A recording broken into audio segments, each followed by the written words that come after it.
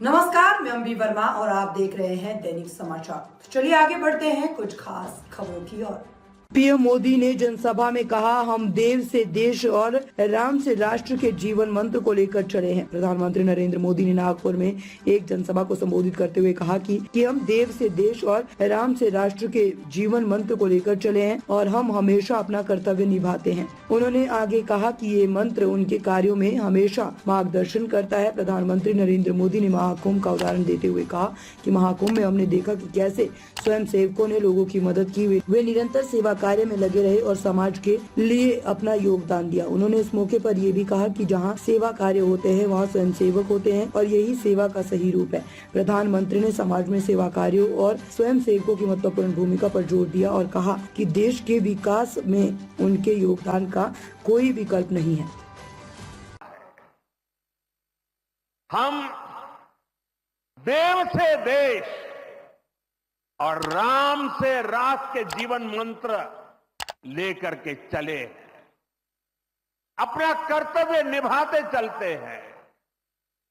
और इसलिए हम देखते हैं, बड़ा छोटा कैसा भी काम हो, कोई भी कार्य क्षेत्र हो, सीमावर्ती गांव हो, पहाड़ी क्षेत्र हो, वन क्षेत्र हो, संघ के स्वयंसेवक निस्वार्थ भाव से कार्य करते रहते हैं।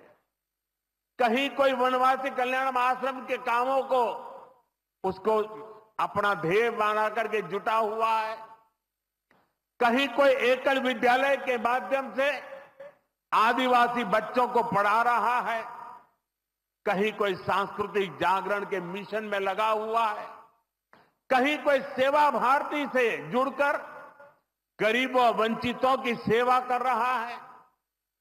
अभी हमने प्रयाग में महाकुंभ में देखा, वहां नेत्र कुंभ में कैसे स्वयंसेवकों ने लाखों लोगों की मदद की।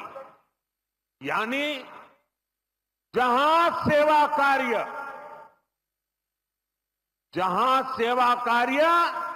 वहां स्वयं सेवक।